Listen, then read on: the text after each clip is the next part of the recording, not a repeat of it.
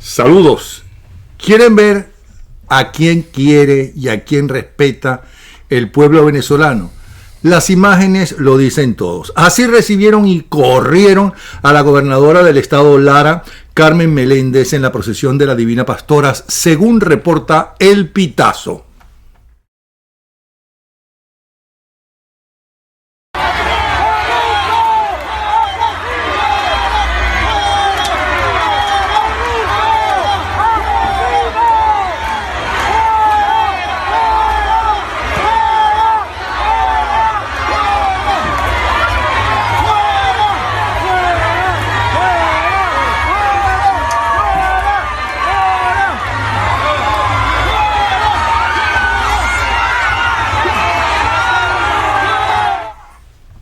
Bien, y así acompañó el pueblo venezolano a la Divina Pastora el día 14 de enero.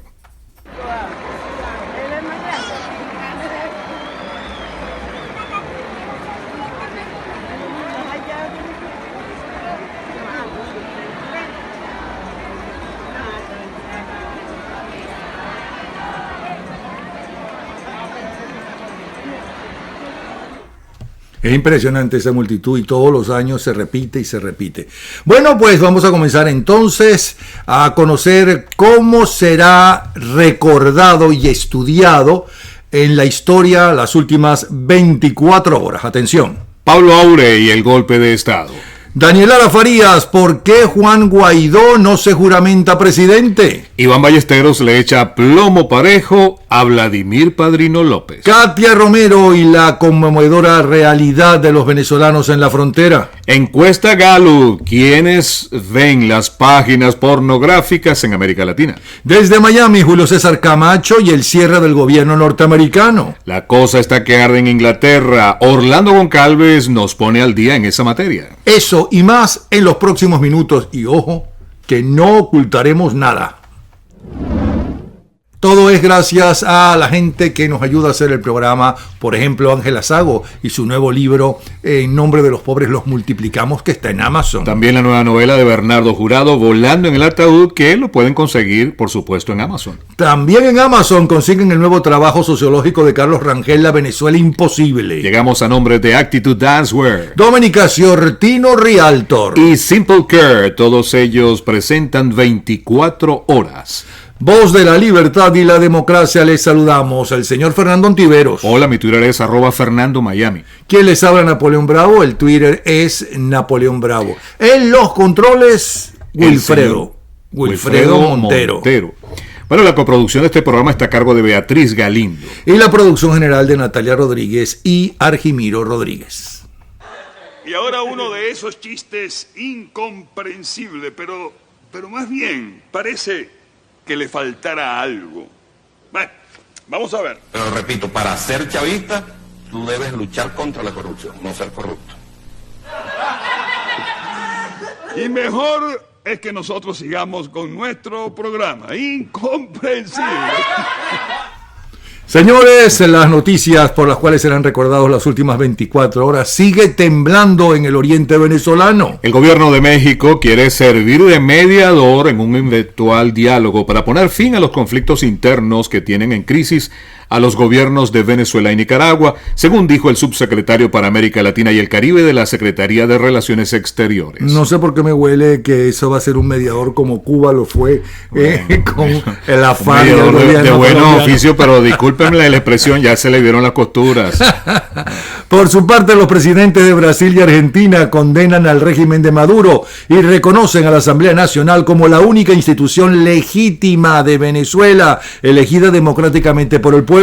El vicepresidente de Estados Unidos, Mike Pence, habló este martes por teléfono con Juan Guaidó, expresándole su apoyo y como una señal más de descontento de los Estados Unidos con Nicolás Maduro. Médicos cubanos solicitan al presidente de Brasil, Bolsonaro, la reincorporación al sistema de salud mientras preparan la reválida. Le piden al Ministerio Brasileño de Salud que tenga en cuenta que la mayoría somos considerados desertores por nuestro país, Cuba, nos niegan cualquier documento justificativo de nuestra profesión para mantener así amordazadas nuestras manos y privada nuestra libertad. Y ahora vamos con una del dictador Daniel Ortega. Sobre el dictador nicaragüense Daniel Ortega, pues el Partido Comunista de Rusia, atención, le entregó la orden de amistad de los pueblos, justo cuando crece la presión internacional para que adelante las elecciones y permita que concluya la crisis sociopolítica que atraviesa la nación centroamericana. De acuerdo con el más reciente estudio de la firma Sid Gallup de Nicaragua, el 50% de los encuestados manifestó deseos de emigrar para otro país, frente a un 49% que dijo no tener dichas aspiraciones y un 1% que no respondió. La mayoría se iría a Costa Rica. En México, el ex jefe de la oficina de prensa y de presidencia durante el gobierno de Enrique Peña Nieto califica de falsas y difamatorias las testificaciones del narcotraficante colombiano Alex Cifuentes, quien este martes en la corte de New York, donde se lleva a cabo el juicio contra Joaquín El Chapo Guzmán, declaró que el expresidente mexicano recibió nada menos que $100 millones en coimas de parte de El Chapo. En Colombia, la Corte Interamericana de los Derechos Humanos le pide al gobierno que instale medidas de protección a los líderes sociales en vista del alarmante número de asesinatos de defensores de los derechos humanos en los últimos 2 años. Y en otro titular destacado, vemos que han cerrado el campamento humanitario de venezolanos en Bogotá. Sobre el tema le pedimos a Katia Romero, que está en Barranquilla, que nos hable cómo es la situación en este momento de los muchachos venezolanos. La tengo aquí, los migrantes venezolanos de todas las edades, la tengo aquí en el teléfono. Adelante, Katia. Buen día, Napoleón. Buen día. Sobre la pregunta que me haces, pues no está apareciendo en titulares de prensa internacional porque todos los ojos del mundo están concentrados desde la toma de posesión y todo lo que ha venido aconteciendo, que ya todos pues conocemos, con el presidente de la Asamblea Nacional y las cosas como van en Venezuela. Sin embargo, pues a nivel local te cuento, muchísima xenofobia. Todos los titulares de los periódicos, las últimas páginas nos hablan de un venezolano atracó, un venezolano mató, un venezolano violó. Ese es el pan de cada día, va incrementando la xenofobia. A nivel gubernamental, pues este año sabes que vamos a punto de iniciar año escolar nuevo.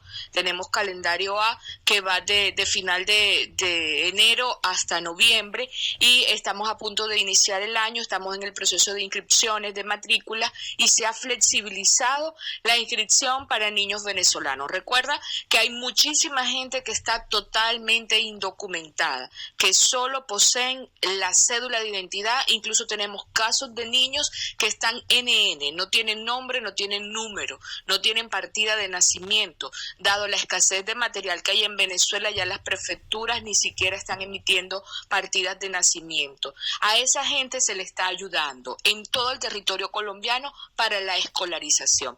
También tienen garantizada lo que es la atención primaria en urgencia. Si tuviste un accidente, un choque, una herida, se te atiende, pero lo básico, lo mínimo, y también se están cubriendo los partos. Mucha mujer embarazada está llegando a Colombia. Desde el 10 de enero a esta fecha se ha incrementado la cantidad de gente que viene caminando. Lo que pasa es que ya ha dejado de ser noticia, ya no es novedad, pero es una realidad. Es una realidad tal que vecinos cercanos a la frontera incluso atraviesan, dejan sus cadáveres, sus muertos, sus abuelitos tirados en una plaza y se devuelven para que el Estado colombiano asuma lo que tiene que ver con la cremación, entierro, sepultura de esos cadáveres, porque en Venezuela no se puede. Es una realidad terrible. Ayer justamente se desmontó lo que era el campamento del Salitre en Bogotá, aquel campamento que salió en noticias internacionales porque tenían una pelea y se armó todo un problema, se detuvieron unas personas y resultaron, oh sorpresa, guardias nacionales infiltrados. Ese campamento se desmontó ayer. Algunas personas quedaron deambulando en la calle, otras se les reubicó en otros refugios y algunos fueron trasladados a otras poblaciones. Es normal montarse en autobús en Colombia, en cualquier parte, y que se suba un venezolano a vender un dulce, un bolígrafo, te cambian billetes, te dan billetes venezolanos del cono monetario viejo y del cono monetario nuevo, te los reparten así como si fueran estampitas y dice, eso no vale nada en mi país, si me puedes dar una moneda, te la agradezco. Y van regalando billetes porque no tienen ningún valor, ninguna casa de cambio te acepta en Colombia. También es normal verlos deambular por los terminales. El aeropuerto, mira, el aeropuerto El Dorado, vengo recién de Bogotá, el aeropuerto El Dorado, gente llegamos a las 3 de la mañana y la gente acostada en las sillas, en las bancas, esperando nada. La gente allí porque no tiene dónde dormir, no tiene dónde comer, no tiene familia, no tiene empleo. Así en el aeropuerto del Dorado, que es la cosa más elitesca que existe en Colombia, el aeropuerto que sirve para la ciudad de Bogotá, así los consigues en terminales, en plazas, en islas, en la calle, en diferentes lugares. Así también te digo, pues hay gente que sí ha venido con una estrella muy grande, está trabajando, está pujante, le está yendo bien, pero la mayoría está en situación de calle. Esa es la información, Napoleón, no es alentadora, pero bueno, así estamos y es parte de los padecimientos de los refugiados y los desplazados por este conflicto en Venezuela. Retornamos para 24 horas desde Colombia, Katia Romero Domínguez. Gracias, Katia. No, es muy triste el comentario y lo que está sucediendo, y es algo increíble que uno de los países más ricos del mundo en el subsuelo, ¿no?, esté pasando por lo que está pasando. Y sí, esa gente sigue en Miraflores y para mucha gente sigue viva. Por lo que Venezuela se ha convertido en un grave problema para toda Latinoamérica. Por cierto, que quiero agradecer a nombre de todo el pueblo de Venezuela que está fuera de nuestro país el trato y la solidaridad del pueblo colombiano, que bueno, obviamente pues está allí llevando la carga más pesada de la emigración venezolana. Venezuela pronto recogerá a sus hijos, tarde o temprano eso va a pasar, así que bueno, seguimos. Por cierto que para comunicarse con Katia Romero pueden hacerlo a través de su Facebook, katia27@gmail, y también su Twitter, @conkatia96. Seguimos con las noticias que ya son historia de las últimas 24 horas. En Argentina ya son 11 los casos mortales por un brote de hantavirus, una enfermedad viral aguda grave causada por el virus Hanta y transmitido por roedores. El contagio es por inhalación de saliva, orina o excrementos de roedores infectados, según la Organización Panamericana de la Salud. En Perú, el presidente Martín Vizcarra niega cualquier tipo de vínculo de una empresa de la que fue accionista con Odebrecht para la construcción de la carretera interoceánica sur del 2016 al 2018. En Honduras se extreman las medidas de control en las fronteras con el inicio de la segunda caravana de migrantes hacia los Estados Unidos. La caravana ya está en Guatemala. El 19% de los hombres latinoamericanos mira videos con contenido pornográfico desde la computadora del trabajo. En primer lugar están los peruanos, seguidos por los brasileños y luego por los mexicanos y argentinos. Quienes menos consumen tiempo en pornografía son los chilenos y los colombianos. El dato surge de un sondeo realizado por Cap Sky Lab y la consultadora de mercado Corpa. En lo que respecta a las mujeres, las colombianas llevan la delantera, seguidas por las peruanas. El tercer puesto está compartido por las mexicanas y brasileñas, en tanto que en último lugar quedan las argentinas y chilenas. Es decir, que los que les gusta más la pornografía, hombres son los peruanos y mujeres son las colombianas, para que usted vea, señores, para que usted vea. Seguimos con las noticias. Mientras el Tribunal Supremo de Justicia en el exilio, el senador Marcos Rubio y el asesor de seguridad de los Estados Unidos instan a los militares a defender el Estado de Derecho en Venezuela, Vladimir Padrino López afirma que los militares están dispuestos a morir por Nicolás Maduro. Vamos a ver si eso es verdad, porque Iván Ballesteros es militar en retiro, pero militar. Ahí está, con su plomo parejo para Vladimir Padrino. Adelante, Iván.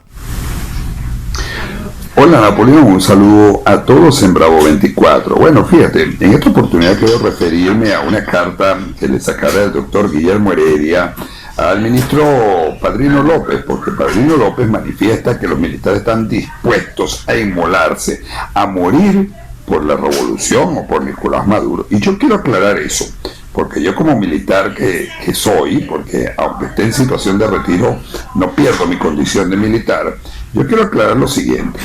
Aquí nosotros no estamos obligados a inmolarnos por nadie, sea en servicio activo o en la reserva activa.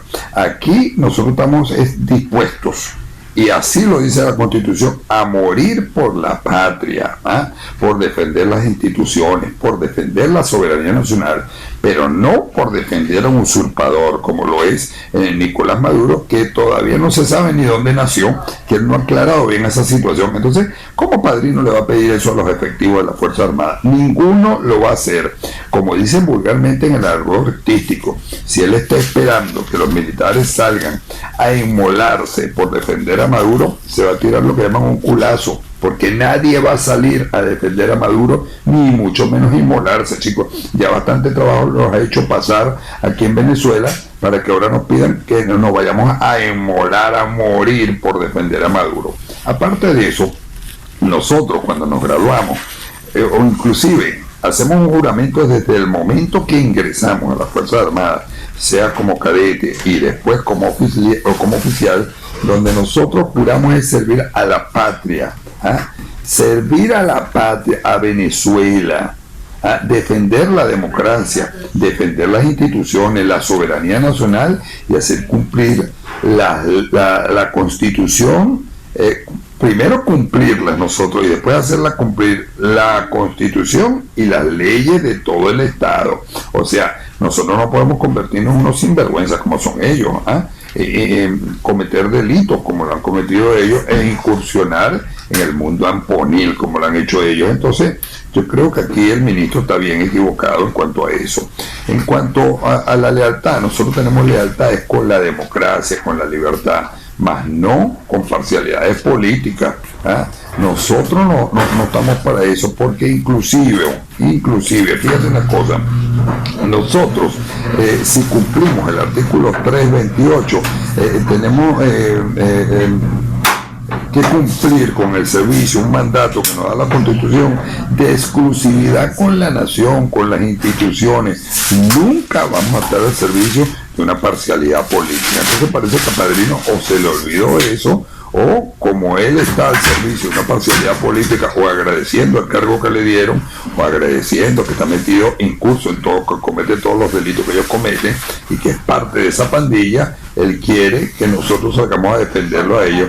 Ellos son mayores de edad de este domicilio y que se defiendan ellos mismos. Ellos cometieron sus delitos, ellos serán responsables por lo que han hecho, lo que han dejado de hacer y por los delitos que han cometido. Eso es todo lo que te puedo decir, Napoleón, para que le quede bien claro a Padrino López, y que da pena que un abogado, un civil, le venga a decir a él lo que él tiene que hacer, lo que tiene que cumplir. Pareciera que él no sabe lo que tiene que cumplir y parece que él desconoce las leyes de la nación y desconoce el deber que tiene como militar.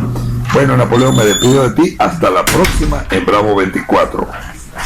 Hasta la próxima, Iván Ballesteros. Es el comentario, la opinión de Iván Ballesteros, que va a venir en estos días a los Estados Unidos y va a venir al programa, con el cual discutiré eso que acabo de decir, que estoy en total desacuerdo, pero bueno, yo creo que ya no hay ejército, Fuerza Armada Nacional. Ellos en estos años han montado una fuerza paralela para el crimen, para la droga, y no solamente son los generales, sino también para la distribución de esa droga se necesitan escalones más abajo. Sí, yo no esperaría mucho de lo que ellos dicen que son militares, que no lo son. Militares eran en la época de López Contreras, que se empezaron a formar, que empezaron no eran solamente la gente de los chopos y demás, pero sobre todo de Medina en adelante. Pero estos son unos narcotraficantes. Pueden seguir a Iván Ballesteros a través de su Twitter, @plomoparejo. En las próximas 24 horas, atención, se pronostica la posibilidad de lluvia en San Juan de Puerto Rico, Bogotá, Panamá y Madrid. También tormentas en Sao Paulo. Nubes dispersas en Orlando y Miami, también en Caracas, Tampa, en La Habana, en Lima, en Río de Janeiro y en Nueva York. Por cierto, en Nueva York estarán entre los 0 grados centígrados y los menos 4 grados centígrados. ¡Tengo frío! ¡Me crepa tu caca, no jodas! Bueno, se espera un jueves con sol en Maracaibo, Santo Domingo y Santiago de Chile. Donde se espera lluvia, temperatura entre los 6 y los 2 grados centígrados y altísima temperatura en las discusiones en el Parlamento por el Brexit es en Londres. El analista internacional Orlando Goncalves nos tiene los detalles de eso del Brexit. ¿Qué significa? ¿Por qué puede desarticular toda Europa y la Unión Europea esa salida y estas discusiones? Vamos entonces a escuchar a Orlando Goncalves. Saludos, Orlando, adelante. Napoleón, como siempre, un gusto saludarte, igual que la audiencia. La verdad es que este tema del Brexit es sumamente complejo. La historia comienza en 2016, cuando David Cameron, primer ministro del Reino Unido, pues accede a ir a un referéndum para que se votara si se quería permanecer en la Unión Europea o no. Y este referéndum lo pierde David Cameron, lo cual hace que renuncie él y entonces se convocan a nuevas elecciones y aparece la señora Theresa May. La señora Theresa May ha tenido 2 años, hasta noviembre del año pasado, para debatir y discutir con la Unión Europea y llegar a un acuerdo. Este acuerdo de 585 páginas fue aprobado por el gobierno del Reino Unido, pero tiene que ser aprobado por el Parlamento para poder ejecutar la salida tal cual como está programada para el 29 de marzo de este año. Pero ¿cuál es el problema? Que en lo que se sometió este acuerdo de 585 páginas al Parlamento del Reino Unido, resulta que no fue aprobado y obtuvo 432 votos en contra y apenas 202 a favor. Entre los que votaron en contra hubo 118 votos del Partido Conservador, el partido de la señora Theresa May. Entonces la pregunta es ¿por qué sucedió esto? Y sucedió esto básicamente por un artículo que está en esas 585 páginas. Y ese artículo tiene referencia a la frontera que hay entre Irlanda e Irlanda del Norte, cuya frontera, como Irlanda es de la Unión Europea y Gran Bretaña o el Reino Unido también lo era, pues esa frontera se borró. Y lo que ese acuerdo prevé es que esa frontera siga siendo de libre paso. Pero eso entonces pone a Irlanda en una condición distinta al resto del Reino Unido. Y entonces los nacionalistas, que fueron los que provocaron este referéndum en 2016 que terminó en el Brexit, dicen que eso atenta contra la unidad del Reino Unido. Escocia, a su vez, que vale la pena recordar, cuando se hizo el Brexit en 2016, tanto Irlanda del Norte como Escocia votaron a favor de permanecer en la Unión Europea. Entonces Escocia dice, bueno, ¿por qué Irlanda tiene privilegios? Nosotros también los queremos. Entonces, lo que está en el fondo, la discusión que está en el fondo, es que probablemente tanto Irlanda del Norte como Escocia planteen referéndums para independizarse del Reino Unido.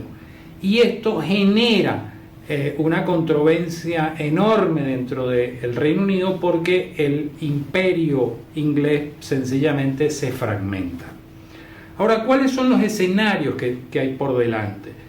Y básicamente hay 4. El primero es que el Reino Unido recurra al artículo 50 del Tratado de Lisboa. El Tratado de Lisboa, entre otras cosas, prevé estas situaciones de qué sucede cuando un país quiere salir de la Unión Europea.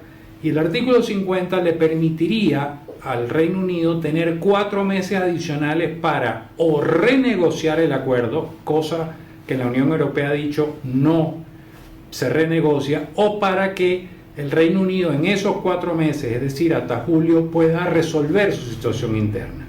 Pero eso tiene que pedirlo el Reino Unido y hasta ahora no lo ha pedido. Lo segundo es la dimisión de la señora Theresa May, dado el fracaso que tuvo. El voto de censura al que fue sometido no fue aprobado porque generaría más disturbios, pero es una posibilidad, quién sabe, está allí sobre la mesa. La tercera es que sencillamente no haya acuerdo, lo cual es devastador para el Reino Unido porque les obliga a pagar casi 100.000 millones de euros a la Unión Europea, adicionalmente a todos los enredos con inmigración, con empresas inglesas que están en otras áreas de la Unión Europea y empresas de la Unión Europea que están en Inglaterra. Es decir, el enredo es descomunal. Y el cuarto escenario que comienza a ganar fuerza es el de hacer un segundo referéndum. De hecho, hay grupos organizados que están promoviendo esto y que tienen una iniciativa legislativa, y este segundo referéndum sería para revocar el primero, es decir, para mantenerse dentro de la Unión Europea. Hoy en día las encuestas dicen que si existiera esa posibilidad y si se vota un segundo referéndum, ganaría ampliamente quedarse en la Unión Europea. Esa opción sería la que los ingleses adoptarían. Y eso sería posible si primero recurren al artículo 50 del Tratado de Lisboa para ganar esos 4 meses y que entonces el Parlamento pueda discutir la posibilidad de ese segundo referéndum y hacerlo y que los resultados digan que permanecen en la Unión Europea. En conclusión, la señora Theresa May está sumamente enredada, no se prevé que renuncie, de hecho su resiliencia es enorme y ha enfrentado varias crisis y se mantiene y logra sostenerse, pero es una posibilidad y la posibilidad del segundo referéndum también está abierta, pero habrá que ver la situación día a día de aquí hasta el 29 de marzo, que es la fecha tope. Buena audiencia, como siempre un gusto saludarlos. Orlando Goncalves. Para seguir a Orlando Goncalves lo pueden hacer a través de su Twitter, @Orlando Goncalves. ¿Tú sabes cómo es la cosa? ¿Qué es lo que yo pienso? Se hizo un referéndum, ¿no? Me perdonan la vulgaridad, pero está en la Real Academia de la Lengua. Pusieron la cagada, ¿no? Y ahora quieren remendarlo. No, señores, hicieron un referéndum. En ese referéndum, lamentablemente, ganó la salida de allí, ¿no? Sí. El primer error no es del pueblo inglés. El primer error es de esa dirigencia que convocó a un referéndum por populista, porque eso se llama populismo. A todo eso, entonces, ¿para qué sirven los ministros, los viceministros? ¿Para qué hacen eso? Entonces, que le pregunten a uno, entonces, uno que no sabe ni siquiera cocinar un par de huevos fritos. Entonces, deberemos ir a mandar nosotros un cohete a la luna, nosotros los venezolanos. ¡Ay, qué chévere! Sí, vamos a mandarlo. No importa lo que cueste, si tenemos científicos, no importa lo que nos gusta. Pues miren, una mayoría, por cierto, la diferencia fue mínima, sobre todo de personas mayores. O sea, sí, los que más votaron. Esos fueron los que determinaron la salida. Para salirse de la Unión Europea, ¿no? Como los jóvenes no fueron a votar, porque además no fueron a votar, ¿no? Por eso es que dicen que ahora sí ganaría quedarse en la Unión Europea. Es que seguro que si pero no hacen, pueden, ya hicieron el referéndum. No, sí lo pueden hacer. No lo pueden hacer. Sí lo pueden hacer, Napoleón. Bueno, claro, violándolo. No van a violar. Mira lo que pasa. Lo que pasa es que según las leyes de ellos, para convocar un nuevo referéndum tiene que convocarlo el Senado, la Cámara de ellos de los Lores, esa cosa que ellos tienen allí. Entonces, eso para ser convocado necesita de discusiones de 4 meses. Lamentablemente para los ingleses, la salida del Brexit está programada para el día 29 de marzo. Y la Unión Europea está esperando esa fecha para comenzar a mover todo. Entonces, los tiempos no le dan a ellos para que pues se haga la discusión que dice la ley que se tiene que hacer durante 4 meses. Entonces, eso es como el López Obrador, otro populista, que nos dijo, o les dijo a los mexicanos, Este aeropuerto que ya se han gastado millones de dólares en pesos, no millones de dólares que están construyendo este gobierno pasado, ¿lo seguimos haciendo o no es conveniente hacerlo? Pues qué demonios sé yo si es conveniente o no es conveniente hacerlo. ¿Acaso yo estudié eso? Yo soy periodista, ¿no? Como yo soy economista para saber si me conviene o no me conviene quedar el Brexit o no. ¿Para qué hacen eso? No están ¿Por qué no consultaron a los economistas, a los especialistas en general? ¿Por qué tienen que consultarle al pueblo? Entonces el pueblo, para que se ponga a gobernar entonces el pueblo por cabildo, todo el tiempo un cabildo, y que pongan la cagada como están haciendo. Es que lo insólito de todo esto es que, según pues lo que algunos comentaristas dicen, que la salida de la United Kingdom, del Brexit, de la Unión Europea, se da porque los pensionados habían estado recibiendo información de que a raíz de la crisis que se ha presentado en Grecia y otros países, la Unión Europea, que es la que mueve pues la plata, donde todos contribuyen por ser parte de esa unión, está rescatando a los países. Entonces alguien le dijo a los pensionados que la plata de ellos estaba en riesgo. Ajá. Entonces por eso fue que ellos, alguien le dijo, no, los que querían salirse los engañaron. De esa forma. Entonces salieron en masa todos los pensionados y le ganaron a los muchachos que como siempre dijeron, no, eso lo hacemos después. Resultado 52%. Eso es igualito que en las campañas electorales. Yo prometo lo que me da la gana, ¿no? Con tal de adularlos a ustedes, votantes, ¿no? Lo mío es adularlos para que ustedes voten por mí, aunque esté comprobado que muchas de esas promesas no se pueden cumplir, ¿no? Pero ¿qué importa? Después cuando yo gano, ¿no? Los analistas dicen, bueno, esas eran promesas de campaña. No, chico, si yo di mi voto porque tú ofreciste esto y esto y esto y esto, yo tengo que tener por lo menos la seguridad de que lo que estás ofreciendo lo puedes realizar. Claro. Porque si no eres un estafador, eso se llama una estafa. Es decir, ¿por qué usted no puede hacerlo y engañarlo y lo llaman estafador si usted hace algo parecido? ¿No? Y va a la cárcel si hace algo parecido en un negocio, una promesa así, y no cumple. Y los dirigentes políticos no. Yo no entiendo si es muchísimo más grave llegar al presidente estafando al pueblo, ¿no? Bueno, como hizo Chávez, por citar uno de ellos. Porque tanto que se meten con Trump y el famoso muro, que es absurdo ese muro, porque es demasiado costoso y hay otras formas de solucionar el problema. Sí, pero por lo menos Trump está peleando por algo que él ofreció. Sí, y votaron por él, entre otras cosas, por el muro. Pues tiene que hacer el muro. Y si no puede, que se compruebe, que la gente que votó por él sepa que no lo pudo hacer, ¿no? Porque se lo negaron los propios republicanos, porque no solamente son los demócratas, los republicanos, buena parte de ellos también se lo negaron. Trump tiene un candelero en cada esquina prendido. Bueno, pero ahí Trump tiene razón. Yo prometí esto, yo voy a pelear por él. Él ha cumplido ciertas promesas electorales, está allí, pues. Bueno, seguimos. Vamos a seguir. Este es el titular más destacado de la prensa más influyente de los Estados Unidos. Por ejemplo, el Washington Post, el titular es: tropas estadounidenses asesinadas en ataque por ISIS en Siria.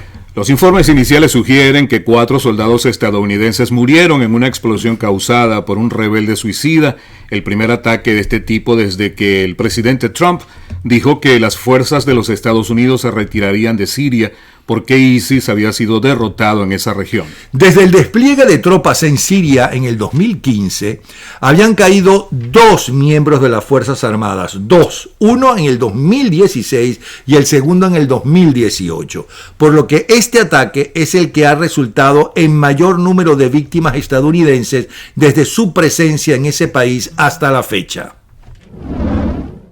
Vamos ahora con The New York Times. 11 senadores republicanos rompen filas con la administración de Trump sobre decisión de levantar sanciones a firmas de oligarcas rusos. El grupo de republicanos, incluyendo Marco Rubio, entre otros, se unieron a los demócratas en un voto para mantener las sanciones a Rusia, lo que subraya la sensibilidad política del tema en medio de preguntas sobre la cercana relación del presidente Donald Trump con Moscú.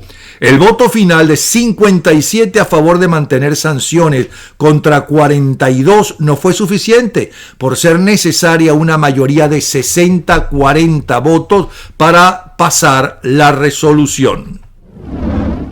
El Wall Street Journal destaca: Nancy Pelosi le pide a Trump que retrase su discurso del Estado de la Unión o que lo envíe por escrito. Como ustedes saben, es costumbre que el orador de la Cámara de Representantes invite formalmente al presidente a dar un discurso sobre el Estado de la Unión en una sesión conjunta del Congreso a principios de cada año.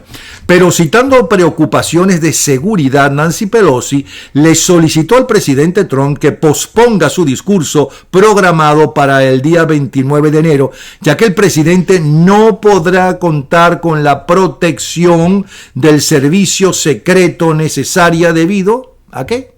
Al cierre del gobierno. Vamos ahora con USA Today. El Servicio de Rentas Interno, conocido como IRS, y el Departamento de Agricultura llaman de vuelta a miles de trabajadores que deberán trabajar sin pago mientras siga el cierre del gobierno. Los trabajadores procesarán retornos de impuestos y préstamos agrícolas, pero no recibirán pago por su trabajo. Bueno, muchos se preguntan, bueno, ¿y cómo es eso? Pues bien, desde Miami el periodista y analista, excelente analista, Julio César Camacho nos tiene la respuesta. Adelante, Julio César, estás en el aire. Adelante. Hola, Napo. Saludos para ti y para tu audiencia. Pues mira, si lo ponemos en términos simples, el cierre parcial del gobierno, llamado en inglés shutdown, afecta a 38 ministerios, agencias y otras dependencias del gobierno federal, donde laboran unas 800,000 personas. Ahora bien, ¿por qué se produce? Vamos por partes. La Constitución de los Estados Unidos da al Congreso el poder del dinero, llamado en inglés Power of the Purse, lo cual significa que es el Congreso el que tiene la potestad para ordenar impuestos y las condiciones para el gasto de los dineros del Tesoro Público que maneja el gobierno federal, llámese también Poder Ejecutivo.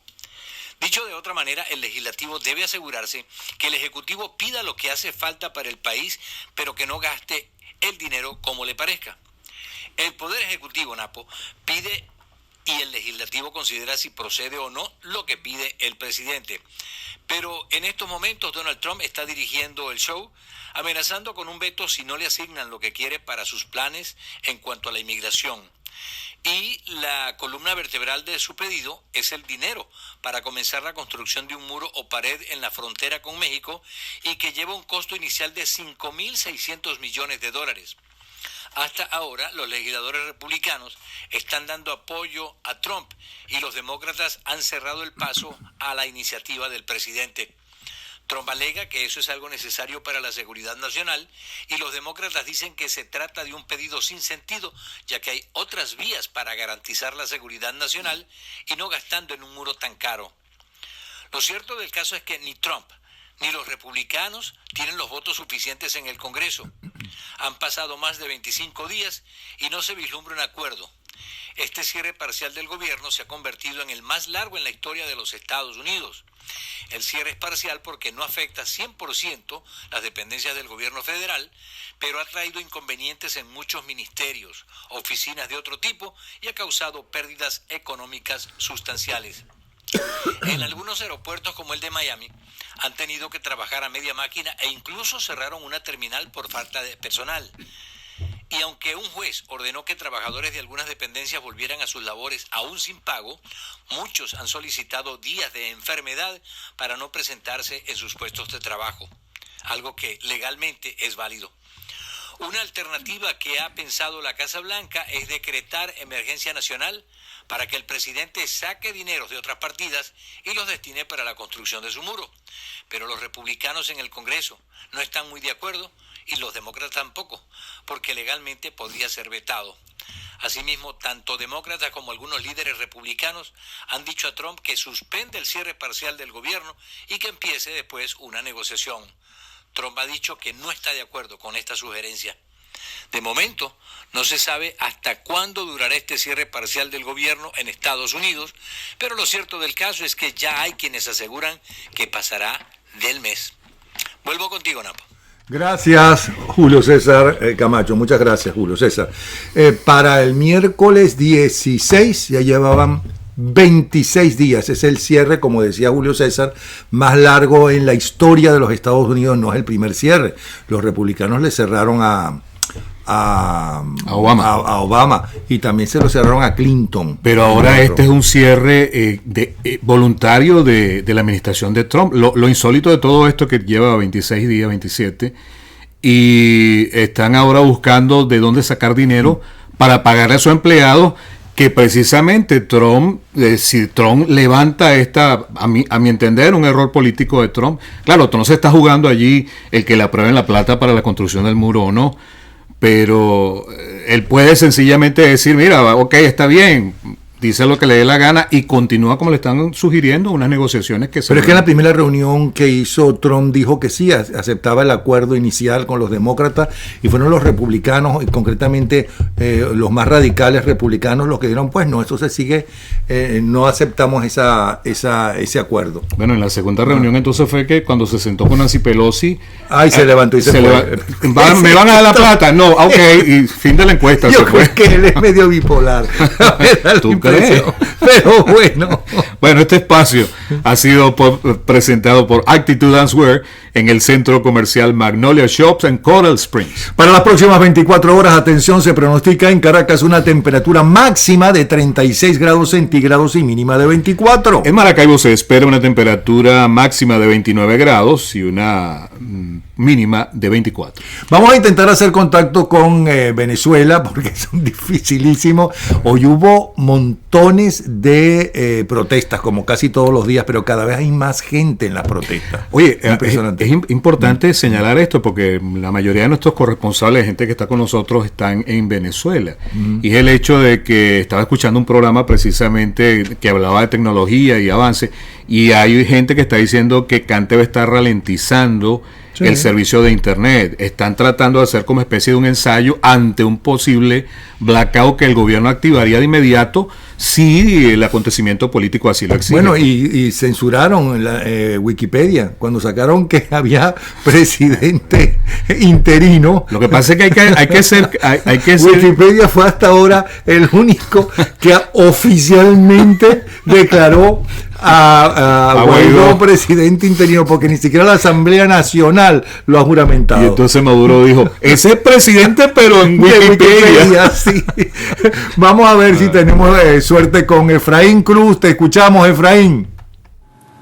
Un gran saludo para ustedes y para todas las personas que escuchan 24 horas a través del canal Bravo 24 en YouTube. Como siempre, desde Caracas, Venezuela, Efraín Cruz, @babuito en redes sociales, informando para ustedes todo lo que ocurre de este lado del mundo. Y comenzamos. ¿Qué importa el sueldo? ¿Qué importan los aumentos si no hay poder adquisitivo? Esto dijo María Carolina Uzcategui, la presidenta del Consejo Nacional del Comercio y los Servicios, Concecomercio, que señaló que el consumo alimenticio del venezolano bajó un 50% entre 2017 y 2018. Todo lo demás es secundario.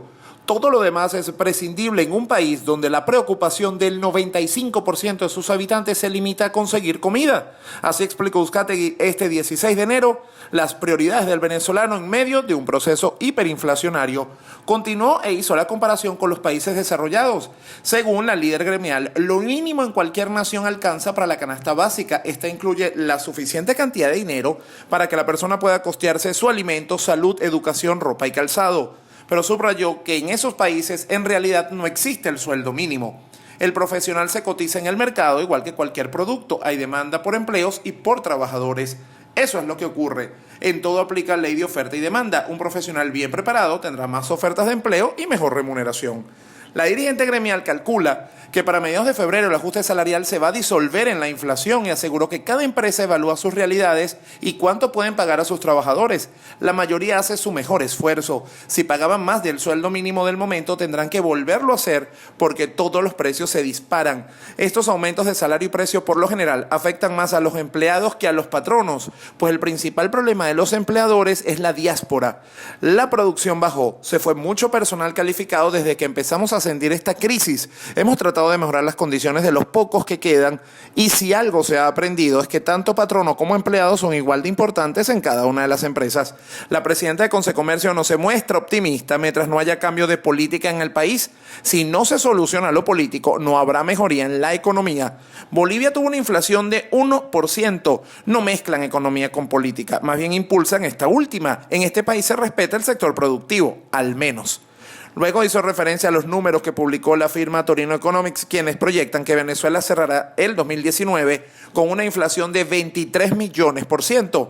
Mientras no se reactive la industria nacional, mientras no haya plan de recuperación del aparato productivo y la industria petrolera, sector primario y ganadero, el comercio no crecerá. Y además añadió que a esta crisis del sector productivo se le suma el hecho de que hay muy pocas importaciones en Venezuela. Confianza, afirmó Uzcategui. Esto es lo principal para que la economía se recupere. De acuerdo con la dirigente gremial, que vengan inversionistas extranjeros, que los de acá sientan confianza en que el país está bien orientado, necesitaremos ayuda de organismos multilaterales, pero primero tienen que confiar. Siguiendo en las informaciones, los ciudadanos que se concentraban en la Plaza Prego de Valencia, Estado Carabobo, gritaron "fuera Maduro" para la realización del cabildo abierto convocado por la Asamblea Nacional este miércoles. En un video divulgado en las redes sociales se aprecia a numerosos habitantes de la capital carabobeña congregados que el coro además realizaron esta consigna. El Parlamento, como parte de las actividades que se han realizado en los últimos días, pautó para la tarde de este miércoles un cabildo abierto en la Plaza Valencia con la presencia de los diputados. Los parlamentarios que asisten a esta plaza expresaron su apoyo para el próximo 23 de enero y dieron un mensaje de unidad a los ciudadanos. No van a poder sabotear el proceso de cambio en Venezuela. Durante este cabildo abierto se encuentran diputados de la Asamblea Nacional, dirigentes estudiantiles, dirigentes sindicales y además la sociedad civil. Y antes de terminar, Venezuela atraviesa una crisis sin precedentes que ha obligado a miles de personas a huir a otros países en busca de nuevas oportunidades. Esta situación ha fragmentado a las familias, puesto que padres han tenido que emigrar sin sus hijos y estos quedan al cuidado de terceros. Jonaiker, de 12 años, y Antonella, de 8, son dos hermanitos que quedaron al cuidado de su abuela, pues debido a la hecatombe económica que atraviesa Venezuela, su madre tuvo que emigrar a República Dominicana en 2016 y su padre lo hizo 2 años después. Gracias a las remesas que les envían, pueden llenar el vacío del hambre en sus estómagos, pero no la ausencia que sienten de corazón. Antonella dejó de hablar y bajo su el rendimiento escolar bajó mucho, apenas además responde a su abuela diciendo sí o no con movimientos de la cabeza. Esto lo reseñó un diario en Venezuela. Incluso todavía hoy se acuesta y le pregunta ¿qué te pasa? Y te dice extraño a mi mamá, reveló la abuela Aurora Orozco, de 48 años. La migración venezolana asciende a 3 millones de personas, esto según cifras de la Organización de Naciones Unidas. Pero, según se maneja, la cifra puede estar ya sobre los 6 millones de venezolanos. Así están las cosas por Caracas, como siempre. Desde Venezuela, Efraín Cruz, @Babuito en redes sociales, informando para ustedes todo lo que ocurre de este lado del mundo. Gracias, Efraín Cruz. Tengo en el teléfono a el director de Dollar Today, a Gustavo Díaz. Gustavo, te estamos escuchando. Adelante. ¿Cómo está el soberano en la frontera colombo-venezolana? Arrasando con todo, ¿verdad? Hola, Polión, y saludo a la audiencia de Lado 24. El dólar cierra el miércoles 16 de enero y abre el 17 de enero en 3.155,68. El dólar implícito en 45. El DICON, que es el de ellos, 955,44. El Bitcoin en 2.801,42. Y el euro en 3.594,79. O sea, triunfando. Entonces, ¿me repites en cuánto está el bolívar soberano? 3.155,68. Fíjate el salto que dio de la última vez. Sí, señor. Qué barbaridad. Gracias, sí. Hasta luego, Gustavo. Hasta luego. Gustavo Díaz, director de Dollar Today. Para seguir a Gustavo Díaz y a Dollar Today, pues sencillamente a través de su Twitter, @Dollar Today. Muchos se preguntan y se siguen preguntando desde hace más de una semana si lo de Maduro es usurpación o golpe de Estado y que si es golpe de Estado o usurpación, ¿qué debemos hacer? Bueno, Pablo Aure, catedrático de Derecho de la Universidad de Carabobo, un hombre sumamente talentoso, un conocedor del tema, nos lo explica. Saludos, profesor, adelante. Hola, Napoleón, ¿cómo estás? Bueno, sobre la polémica que se ha presentado, si es usurpación o qué es lo que está ocurriendo con Nicolás Maduro y con la Asamblea Nacional. Yo quiero explicarle algo, ¿no? El delito de usurpación está tipificado en nuestro Código Penal. Hay dos tipos de usurpación de acuerdo a la legislación venezolana. El delito de usurpación de funciones públicas contemplado en el artículo 213, que acarrea una pena sumamente sencilla, hasta 6 meses de prisión. Solamente quien usurpe un cargo, una función, los gestores a veces que se hacen pasar por funcionarios públicos, dan una licencia X, es un delito de usurpación. Pero también está la usurpación de bienes inmuebles, los invasores. Esa tiene una pena hasta 5 años de prisión. No puede ser que quien invada un inmueble sea castigado con mayor pena a quien esté ejerciendo, por ejemplo, las funciones de presidente de la República. Por eso les recomiendo, o esta mañana les recomendé a mis alumnos de Derecho, que se leyeran el Código Penal para ver si estamos en presencia, con Nicolás Maduro allí en Miraflores, en un delito de usurpación u otro tipo de delito. Yo les decía a ellos que el delito que se está configurando allí no es el delito de usurpación, porque si no, entonces habría que sancionarlo hasta por 6 meses por usurpar un cargo o una función pública. No, señores, Nicolás Maduro lo que está cometiendo es, una vez más, un golpe de Estado. No está usurpando ninguna función pública. Está cometiendo un golpe de Estado y se está haciendo acompañar de fuerzas militares. ¿Qué debemos hacer entonces? ¿O qué se debe hacer a la luz del derecho amparado por el derecho internacional? Investir a Juan Guaidó, que es el presidente constitucional de Venezuela, de acuerdo al artículo 233, y en eso no hay ninguna duda entre ninguna fracción de la Asamblea Nacional, investirlo como presidente de la República, juramentarse y ordenarle a la Fuerza Armada, como comandante en jefe de la Fuerza Armada, desalojar y apresar a quienes están cometiendo el golpe de Estado. Esos militares que están acompañando a Nicolás Maduro en la comisión de ese hecho punible contemplado en el artículo 143 del Código Penal, también serían corresponsables con Nicolás Maduro del delito que está contemplado en el artículo 143, que dice: los que se alcen públicamente en actitud hostil contra el gobierno legítimamente constituido o elegido para deponerlo o impedirle tomar posesión del cargo. Está impidiéndole tomar posesión del cargo. Probablemente ustedes dirán qué sencillo lo está diciendo este profesor. No, por supuesto que es cuando nos estamos enfrentando contra un dictador, desde luego que no hay nada sencillo. Por eso Guaidó, y con el respaldo de toda la Asamblea Nacional, debe solicitar entonces, ordenarle a la Fuerza Armada que aprecie a Nicolás Maduro.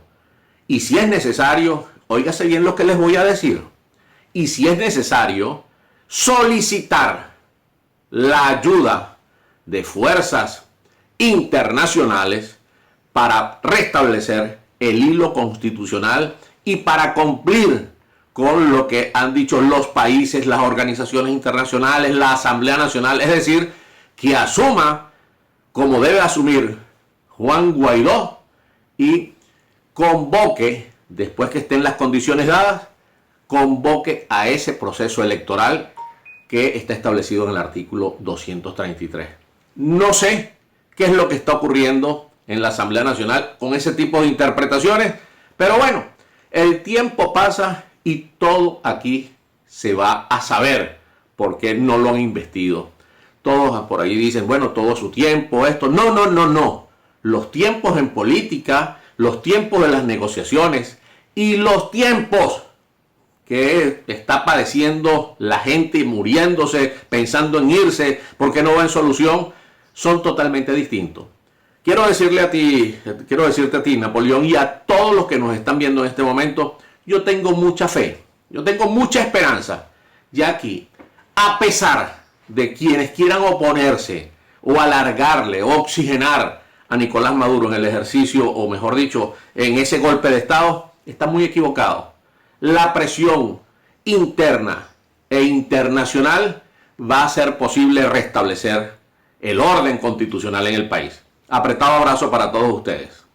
Gracias, Pablo Aure, y como decía mi abuela, Dios te oiga. Bueno, gracias, profesor Pablo Aure. Por cierto que para seguir al profesor Pablo Aure, su Twitter es @PabloAure. Por cierto, 12 funcionarios del SEBIN están encarcelados por haber detenido a Juan Guaidó. La decisión fue tomada, según explica el Tribunal Supremo de Justicia, al servicio del régimen, por cierto, después de la audiencia de presentación que se hizo a los funcionarios del SEBIN presuntamente involucrados en el hecho. Y hay una información que está como muy reciente y dice que portada falsa de The Washington Post anunció la renuncia de Donald Trump. Así como lo oyen, numerosos ejemplares fueron repartidos en las afueras de la Casa Blanca como parte de una campaña de desprestigio por parte de unos activistas políticos.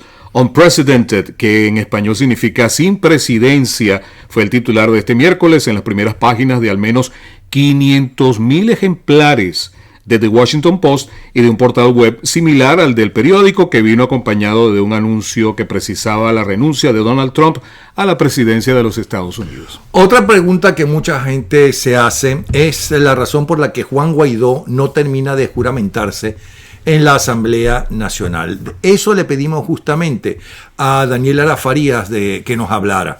Vamos a ver qué nos hace desde su exilio en Alemania. Adelante, Daniel, te escuchamos. Saludos, Napoleón, para ti y para toda la audiencia de 24 horas. Napoleón, la gran pregunta de la cual habíamos hablado tú y yo es ¿por qué razón no se ha juramentado Juan Guaidó? ¿Por qué razón no ha levantado la mano frente a la Constitución y se ha puesto la banda presidencial y ha caído en toda esa parafernalia que se entiende, entra dentro de los simbolismos de lo que significa ser presidente en Venezuela? Yo creo que no lo ha hecho fundamentalmente porque en Venezuela tenemos una discusión entre abogados que están compitiendo para ver quién sabe más de derecho constitucional, cuando en realidad aquí lo que está encima de la mesa no es lo que dice la Constitución del 99 ni lo que interpreten los abogados o los intérpretes de Potín. Yo creo que aquí lo que está en juego sin duda alguna es el hecho consumado del establecimiento de un régimen de facto en el país. Nicolás Maduro es presidente de facto. Son unas elecciones, varias elecciones fraudulentas. Asumió la presidencia interina con la muerte de Chávez de forma irregular. Se mantuvo en el poder con un sistema electoral perverso y que de alguna manera no tiene la confianza de nadie en el mundo. Y además de eso ha vulnerado la ley, sus propias leyes, su propia constitución, y ha convertido a Venezuela en una cárcel para la nación, donde el régimen actúa como secuestrador de los ciudadanos venezolanos. Siendo las cosas así, Napoleón, la gran pregunta es ¿por qué razón hay una discusión legalista cuando la discusión debe ser de hecho y de facto? O sea, aquí nosotros tenemos a Juan Guaidó como presidente de la Asamblea Nacional, buscando que sea él, al ser el presidente de la Asamblea del Parlamento, la persona llamada a conducir el proceso que lleve a la salida de Nicolás Maduro. ¿Por qué no se juramenta en la Asamblea Nacional? Bueno, hay dos argumentos. Uno de esos argumentos, que lo ha escrito por cierto Alan Bruder Carías, es que él no tiene que juramentarse, que no necesita juramentarse para ser presidente, porque cuando él juró el cargo de presidente de la Asamblea Nacional, entre las atribuciones estaba encargarse de la presidencia en caso de que no hubiese un presidente electo. Ese es el argumento. Y el otro argumento que hay, que dice que sí se tiene que juramentar, indica que, más allá de las razones legales, indica que la Asamblea Nacional tendría que juramentarlo, que tiene que ponerse los símbolos, la banda presidencial, el cordón, etcétera, etcétera. Entonces, sinceramente, Napoleón, que a mí me parece todo eso, como dicen en los Estados Unidos, bullshit. Me parece que es una discusión fuera de lugar. A mí me parece que lo que Nicolás Maduro está haciendo es ejercer de facto la presidencia de Venezuela. Por lo tanto, debe ser expulsado, debe ser derrocado del poder. ¿Quién debe y cómo lo derrocas? si el señor tiene la Fuerza Armada utilizándola como la pistola del secuestrador. Como esa Fuerza Armada no acata lo que el presidente de la Asamblea Nacional le está indicando, y al ser el presidente de la Asamblea Nacional el que debe ejercer la presidencia, yo creo que más que una juramentación, porque es lo que está en discusión, el asunto no es la juramentación de Juan Guaidó, el asunto es el ejercicio del cargo de presidente interino, que él no lo ha manifestado todavía. Él no ha indicado si quiere ser o no, o si va a ejercer o no. Él ha dicho que está esperando por la Fuerza Armada Nacional Bolivariana. Esa Fuerza Armada Nacional Bolivariana no se va a poner a su favor. Esa ley de impunidad para la Fuerza Armada Nacional Bolivariana, la Fuerza Armada Nacional Bolivariana no la necesita, porque ellos ya son impunes. Por lo tanto, son pantomimas lo que se está haciendo desde allí. Lo que debería hacer Juan Guaidó es decirle al país, más que juramentarse como presidente, es decirle al país si él está dispuesto a ser el líder que Venezuela necesita en este momento para liberarse del yugo del chavismo en Venezuela. Eso es lo que él debe, a lo que él debe comprometerse, más que a ponerse una banda. Y eso significa afrontar todo lo que venga y entender que ese lema que tenían en el partido de él, de que estaban del lado correcto de la historia, de que eran el ejército, que eran libertadores y próceres y épica y tal, es pedir un ejercicio. Aquí hace falta un ejército libertador, hay que convocarlo. Y el único que puede en este momento convocarlo y organizar un alto mando militar en el exilio y convocar venezolanos donde se encuentren para formar ese ejército libertador es el presidente de la Asamblea Nacional. ¿Necesita una juramentación para eso? No. Necesita la voluntad de querer hacerlo, el liderazgo para realizarlo y la organización colectiva para alcanzarlo. ¿Lo logrará? Ya veremos. Es todo por hoy, Napoleón. Saludos para ti y para toda tu audiencia. Gracias, ese comentario de Daniel Lara Farías. Para seguir a Daniel Lara Farías pueden hacerlo a través de su Twitter @delaraf. Pero ¿qué dice el exilio? ¿Qué dice a través de la palabra de su presidente, la gente de BPS en los Estados Unidos? Aquí está José Antonio Colina. Adelante, Colina. Buenos días, Napoleón. La organización BPEX ha emitido un comunicado en el cual le solicita al diputado Juan Guaidó, presidente de la Asamblea Nacional, y nosotros consideramos presidente interino de Venezuela, a que designe la Junta Directiva de Citgo. Todo el mundo sabe que entre las atribuciones del presidente de la República está designar la Junta Directiva de Citgo, empresa venezolana con activos en Estados Unidos. Pensamos que esta acción sería muy impactante y muy importante, primero porque no le permitiría a los actuales miembros de esa Junta Directiva seguir enviando dinero hacia Venezuela, dinero que es utilizado para corromper, dinero que es utilizado para enriquecer a los oliburgueses y corruptos del régimen. Y pensamos que también pudiera servir esta acción para colocar o tomar control de este activo de Venezuela en el exterior y poder de alguna manera tener liquidez para financiar las actividades o las decisiones que tome el gobierno de transición en Venezuela. Entonces hemos, a través de un comunicado de manera muy respetuosa, solicitado a Juan Guaidó para que tome esta acción y de esta manera pues ir dando pasos en consolidar un gobierno de transición que permita pues que los venezolanos podamos reencontrar la libertad y la democracia. Sabemos que una medida como esta puede generar una acción de parte del régimen, un régimen tirano, un régimen que ve los derechos humanos, un régimen que está usurpando el poder, un régimen que está lleno de narcotraficantes, de delincuentes y de terroristas, pero pensamos que en aras de avanzar en que este gobierno de transición sea reconocido, de que tenga fuerza, de que pueda tomar decisiones, tienen que ir tomando acciones como esta y la que propusimos en el pasado, que también la dijimos en este espacio, que es nombrar embajadores ante los países y ante los organismos que han reconocido a Juan Guaidó como presidente de la Asamblea Nacional y obviamente como presidente interino de Venezuela. Vamos a seguir dando este tipo de apoyo, vamos a vigilar muy de cerca y vamos a hablar muy de cerca cuáles son las acciones que tome tanto Juan Guaidó como la directiva de la Asamblea Nacional, que esperemos que estén ajustadas a lo que el pueblo venezolano quiere, a lo que quiere la sociedad venezolana dentro y fuera del país, que es lograr la salida de Nicolás Maduro del poder y generar un gobierno de transición interino que permita encontrar los caminos para reencontrar la libertad y la democracia para todos los venezolanos, para que los que están adentro puedan vivir mejor y para que los que estamos en el exilio podamos regresar. Muchas gracias, Napoleón. Bueno, gracias a nuestro amigo José Antonio Colina por su colaboración. Pueden seguirlo a través de su Twitter @JoséColinaP. Cambiemos el tema, olvidaremos un poco, ¿no?, de lo que está pasando. Vamos a ver cómo van a estar nuestras energías en las próximas 24 horas, según la apreciación y estudio de las estrellas de Virginia Escobar, la Wicca. Adelante, Virginia. Hola, Napoleón. Para el jueves 17 de enero las energías recaen sobre Hope, que es un símbolo lunar que significa esperanza y está muy relacionado con nuestra lucha interna y nuestra fe, en la cual debemos mantenernos firmes a través del tiempo. Es un día en que debemos mantener nuestras esperanzas y buscar refugio en nuestros guías espirituales. Los signos mejor aspectados serán Escorpio y Virgo, que tienen el coraje para alcanzar el éxito.